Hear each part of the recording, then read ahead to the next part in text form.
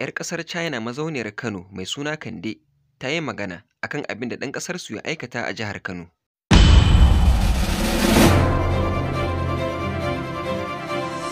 Shahararriyar 'yar ƙasar China mazauniyar Kano wadda take furta yaren Hausa kamar haifaffiyar Kano mai suna Kande ta bayyana ra'ayinta akan abin da ɗan ƙasarsu ya aikata na kashe budurwa Bahaushiya mai shekaru 22 har lahira.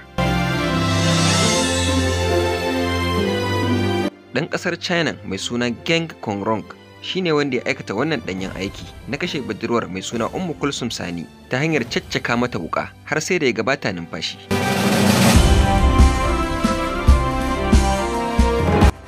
Wasu shaidun gani da ido kuma da ke kusa da inda lamarin ya faru sun bayyana yadda suka gane wa idanunsu wannan mummunan lamari wanda ya faru a unguwar Jambulo da ke cikin birnin Kano. Jami'in hulɗa da jama'a na rundunar 'yan sandan jihar Kano, CP Abdullahi Haruna Kiyawa, a sanarwar da ya ba wa manema labarai a Kano, ya ce ɗan ƙasar China mai shekaru 47 ya haura gidansa Ummu Kulsum ne inda ya halaka ta. Ɗan ƙasar China da yana zargin Ummu Kulsum da yaudararsa ta hanyar ƙin aurensa bayan ya daɗe yana yi mata hidima. Hakan ce ta sa ransa ya ɓaci ya kuma je har gidansu da ke unguwar Jambulo Yamadawa da ke yankin unguwar Ɗorayi Babba. Ya kama katanga ya haura cikin gidan ya kuma aiwatar da mugun nufin nasa. Bayan ya haura ne sai ya shiga ɗakin yarinyar ta taga ya zaro wuƙa ya fara caccaka mata a wuya da ƙafafunta. CP Kiyawa ya ce, "Mun samu labarin kuma kwamishinan 'yan sanda na jihar Kano ya tura jami'ansa ƙarƙashin DPO na Ɗorayi Babba CP Abubakar Lawan.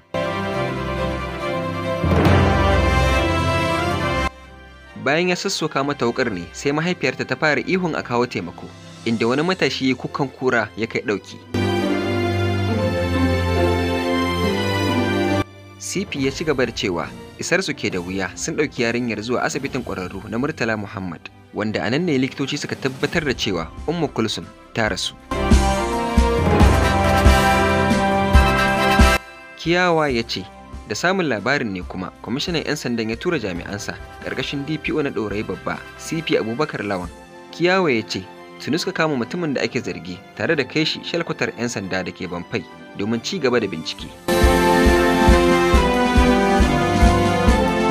A nasa jawabin, shugaban gamayyar ƙungiyoyin kare haƙƙin ɗan adam ta ƙasa da ƙasa, Comrade Haruna Ayagi, ya bayyana cewa za su bibiyi wannan batu domin ganin an yanke masa hukunci daidai da abin da ya aikata. To ita ma dai 'yar ƙasar Sin wato China, wadda take ji, furtawa da kuma fahimtar yaren Hausa fiye ma da wasu Hausawan mai suna Kande, ta yi magana akan wannan aika-aika da ɗan ƙasar su ya aikata. Kande dai ta wallafa rubutu ne akan shafinta na sadarwa inda ta fara da cewa abin da ya faru a Kano ya kaɗa min zuciya, ina Allah wadai da wannan babban laifi da ɗan China ya aikata. Kande ta ci gaba da cewa inna lillahi wa inna ilaihi raji'un, wani labari maras daɗi da ya faru a Kano Juma'ar da ta gabata ya kaɗa mini zuciya sosai. An ce wani basi ne ya kashe wata budurwa 'yar Kano. Ina nuna jaje ga iyalinta, kana ina Allah wadai da wannan babban laifin da ya aikata. Duk wanda ya karya doka ya kamata a yanke masa hukunci bisa doka. Ina cike da imani cewa hukumomin shari'a za su hukunta wannan basi ne wanda ya karya dokan kasarku bisa doka. In ji Kande.